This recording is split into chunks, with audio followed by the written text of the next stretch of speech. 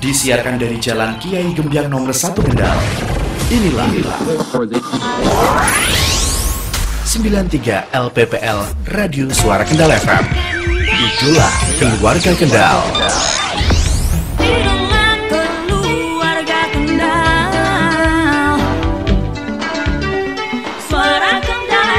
Assalamualaikum warahmatullahi wabarakatuh. Selamat siang keluarga Kendal. Apa kabar di siang hari ini? Kembali untuk hari ini kita ketemu di Radio Talkshow. Adapun tema kita kali ini adalah penyelamatan arsip penanganan COVID-19 untuk seri ketiga atau juga sesi yang ketiga, dan di studio Suara Kendal FM telah hadir narasumber kami Ibu Insinyur Diah Aning Budiarti MSI selaku Kepala Dinas Kearsipan dan Perpustakaan Kabupaten Kendal. Selamat siang Ibu. Selamat siang Mbak Dia dan seluruh pendengar dan pecinta Radio Suara Kendal. Iya. Bagaimana kabarnya di siang hari ini? Alhamdulillah sehat dan tetap semangat. Dan tetap semangat ya. Ya. Minggu yang lalu sudah disampaikan oleh Ibu tentang tahapan penyelamatan arsip penanganan COVID-19.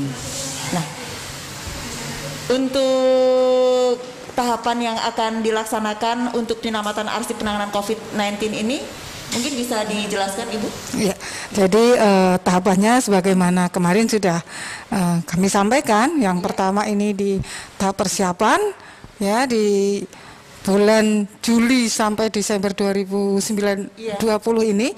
Kemudian pendataan dan identifikasi, kemudian penataan dan pendaftaran arsip. Tahap berikutnya verifikasi penilaian, dan yang terakhir penyerahan arsip ke lembaga kearsipan daerah ke lembaga kami.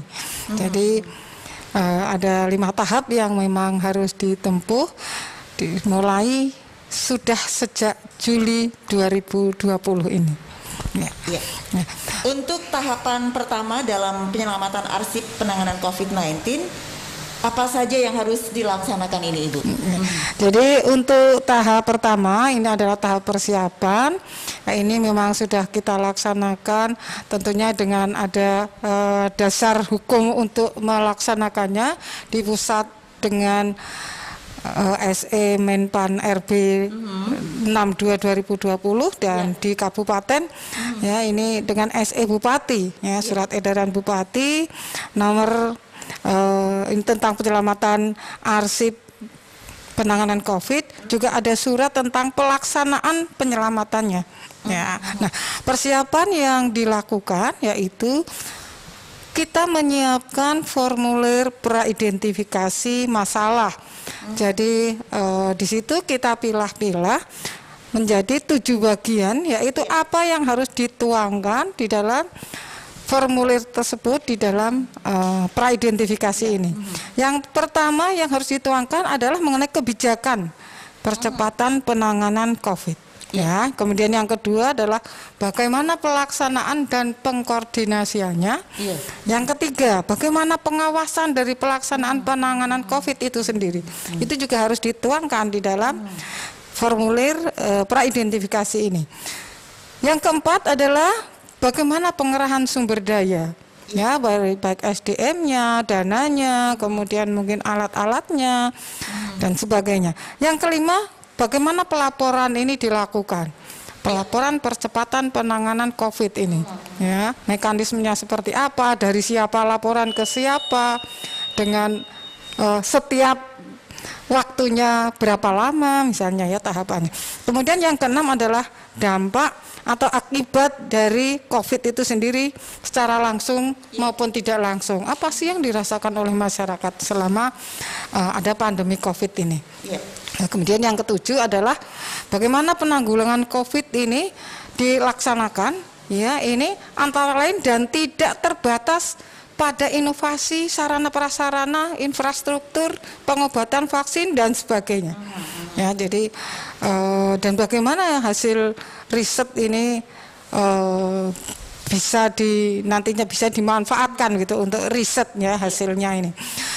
Kemudian bahwa pelaksanaan sosialisasi penyelamatan arsip ini telah dilakukan sebagaimana kami sampaikan, jadi di tahap persiapan ini Iya. didahului dengan sosialisasi kepada OPD, BUMN, BUMD dan sebagainya, ormas ya. Ini narasumbernya dari pusat ya, yaitu Direktur Akuisisi Arsip dari Arsip Nasional Republik Indonesia. Ini narasumber utama dan Bapak Sekda. Iya. Ya. Kemudian dilanjutkan dengan DES. Nah, di DES inilah kita bagaimana menuangkan kebutuhan-kebutuhan data yang memang harusnya masuk ke dalam formulir-formulir praidentifikasi. Ya, jadi ini tahap persiapan. Tahap Ya. persiapan atau Iya. tahap yang pertama. Nah, kalau tadi sudah dijelaskan tentang tahap-tahap pertama atau tahap persiapan. Nah, sekarang tahap yang kedua merupakan kelanjutan dari tahap pertama. Apa saja yang dilaksanakan pada tahap ini untuk penyelamatan arsip COVID-19 ini, Ibu? Ya, jadi setelah dilakukan praidentifikasi dengan formulir yang sudah disepakati karena DES ya, Iya. apa saja yang sudah harus masuk di sana, kemudian kita melakukan pendataan dan identifikasi arsip. Ya, jadi pada tahap ini dilakukan pemilahan arsip penanganan COVID yang memiliki nilai guna kesejarahan. Iya. Jadi tidak semuanya kemudian masuk ke apa yang harus diselamatkan, tetapi memang yang punya nilai guna kesejarahan bagi pemerintah dan negara. Iya. Jadi kegiatan ini dilakukan oleh tim kami. Tim kami akan ke pencipta arsip di OPD, kemudian melakukan konfirmasi, ya, memastikan bahwa keberadaan arsip-arsip COVID ini tertuang dalam praidentifikasi. Jadi cross check apakah pada waktu DES Iya. itu apa yang disampaikan mereka, datanya ada pada mereka, gitu. Bisa jadi itu muncul, oh ternyata memang ada yang terlewat, itu bisa ditambahkan di sana. Kemudian yang kedua, kita memastikan bahwa lokasi simpan arsip-arsip ini di unit pengolah pencipta arsip. Unit pengolah pencipta arsip. Iya. Jadi di sekretariatannya lah gitu ya, di bagian umumnya ya. Kemudian yang ketiga, untuk menambahkan jenis volume maupun kondisi arsip yang mungkin belum tertuang. Ini seperti yang tadi kami sampaikan, kalau memang ada yang terlewat, ketriwal pada waktu DES belum disampaikan, ya kalau memang ini dianggap perlu dan mempunyai nilai kesejarahan, ini akan ditambahkan pada saat kami cross check ke OPD ataupun pencipta arsip yang lain. Nah, ini dilaksanakan Januari sampai dengan Maret. Jadi di tahap kedua ini kita yang akan cross check, ya, melakukan apa ya, konfirmasi kepada para pencipta arsip, ya, memastikan gitu ya. Iya. Itu adalah tahapan kedua. Iya.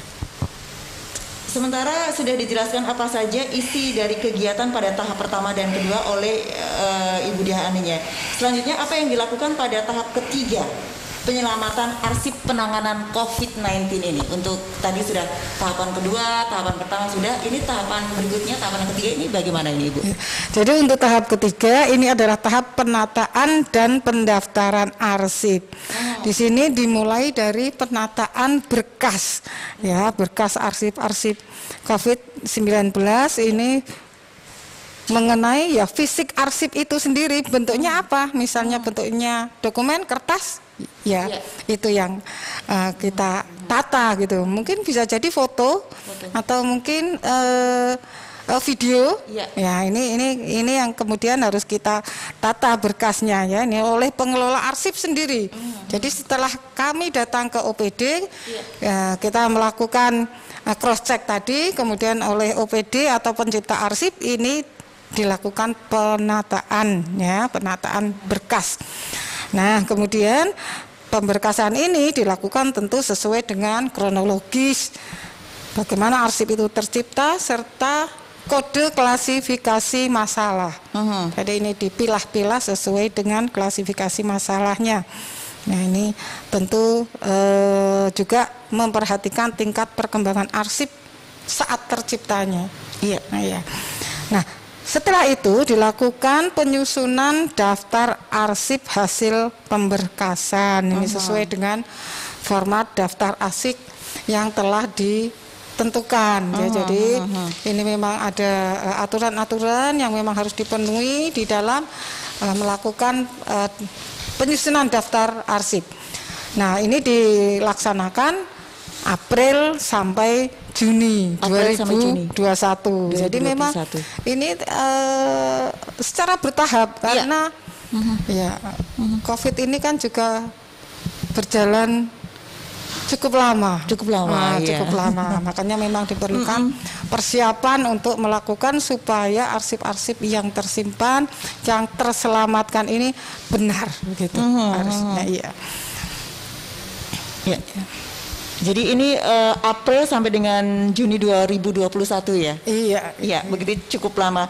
Begitu panjang dan detail proses pra-identifikasi sampai dengan penataan arsip itu ya Bu ya.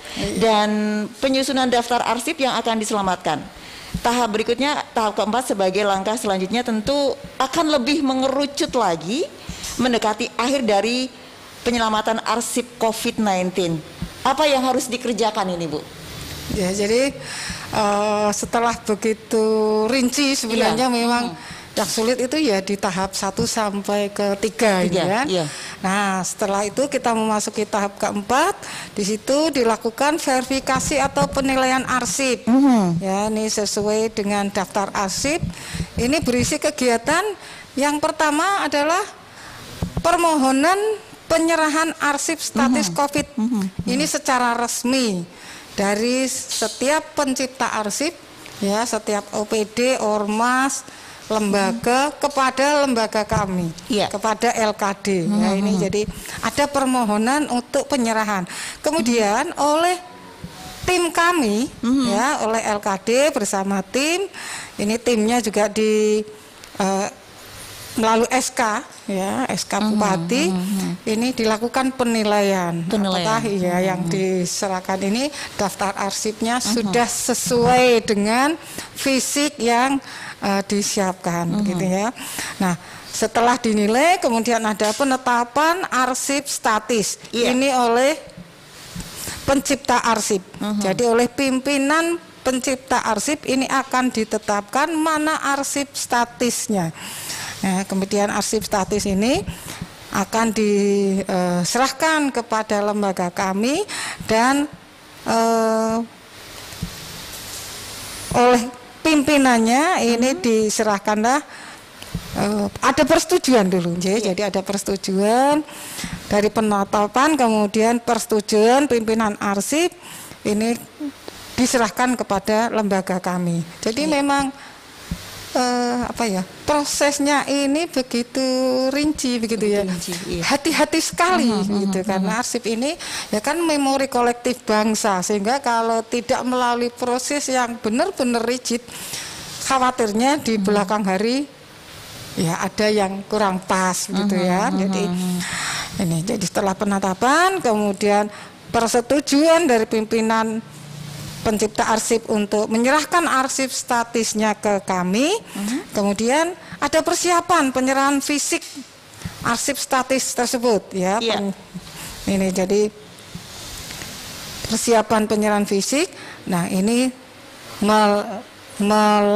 melengkapi ya, melengkapi pernyataan bahwa arsip yang diserahkan ini benar-benar otentik, terpercaya, utuh dan dapat digunakan. Ya, ini dari pimpinan pencipta arsip. Jadi sebelum diserahkan itu pencipta arsip itu pimpinan OPD lah kita mudahnya begitu ya, mengatakan ini harus membuat pernyataan bahwa arsip yang diserahkan itu, arsip status itu otentik, terpercaya, utuh kepada kami. Jadi ada pernyataan. Nah, selanjutnya ini kemudian ada penyerahan berita acara serah terima ke lembaga kearsipan daerah. Ya, ini dengan daftar arsip statis. Nah, kegiatan ini dilakukan bulan Juli sampai Agustus 2021. Ya. Iya, oke. Jadi ini dilaksanakan pada bulan Juli sampai dengan Agustus 2021 ya. Nah, banyak hal yang harus dilakukan dan dipersiapkan oleh pencipta arsip dalam menyelamatkan informasi tentang COVID-19 yang terekam dalam media simpan dengan waktu yang dijadwalkan juga sangat terbatas ini, Bu. Nah, apa saja yang dilakukan pada tahap akhir dari tahap-tahap penyelamatan arsip penanganan COVID-19 ini?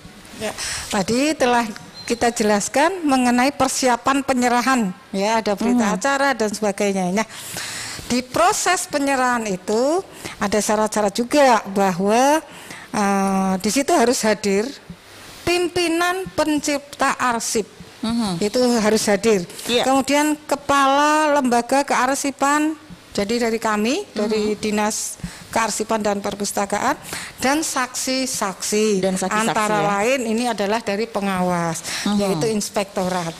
Ya, jadi penyerahannya tidak bisa hanya di atas meja, tetapi memang harus dihadiri para pihak, begitulah ya dari berbagai pihak begitu ya.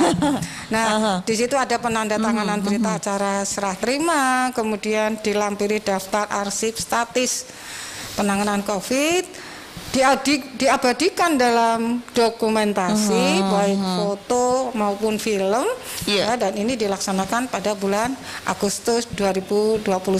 Nah, untuk diketahui tentu arsip yang tercipta akibat penyerahan ini adalah merupakan arsip vital bagi pencipta arsip dan merupakan arsip statis yang diserahkan kepada lembaga kami.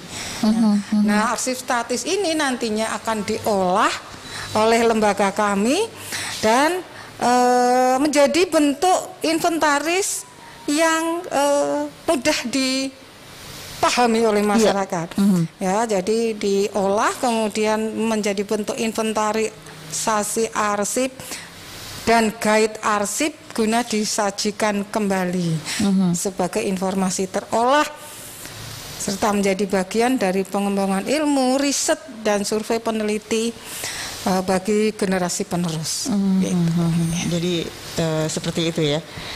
Oke, tadi sudah dijelaskan ada tahapan-tahapan ya untuk penyelamatan arsip penanganan COVID-19 untuk seri yang ketiga.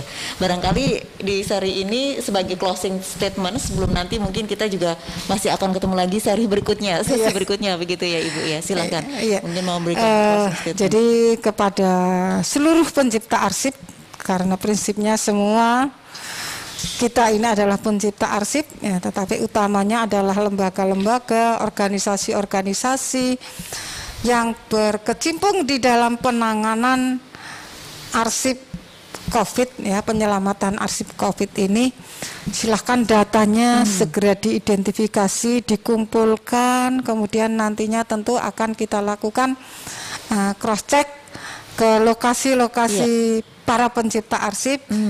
Dan mudah-mudahan dengan seperti ini kita akan bisa menyajikan arsip yang benar-benar terpercaya, autentik dan menjadi arsip memori bangsa gitu ya. Oke, itu harapannya. Nah, terima kasih atas kehadirannya Ibu Insinyur Diah Aning Budiarti MSI selaku Kepala Dinas Kearsipan dan Perpustakaan Kabupaten Kendal di 93 Suara Kendal FM ya, di Radio Talkshow untuk siang hari ini, karena kita masih akan ketemu di sesi berikutnya yang nanti akan disampaikan adalah pertanggungjawaban penyelamatan arsip penanganan COVID-19 Kabupaten Kendal Iya, masih sekali lagi. Dan keluarga Kendal, sampai di sini saja kita ada di Radio Talkshow untuk hari ini. Terima kasih banyak atas atensi dan juga kebersamaannya. Saya Dea. Wassalamualaikum warahmatullahi wabarakatuh.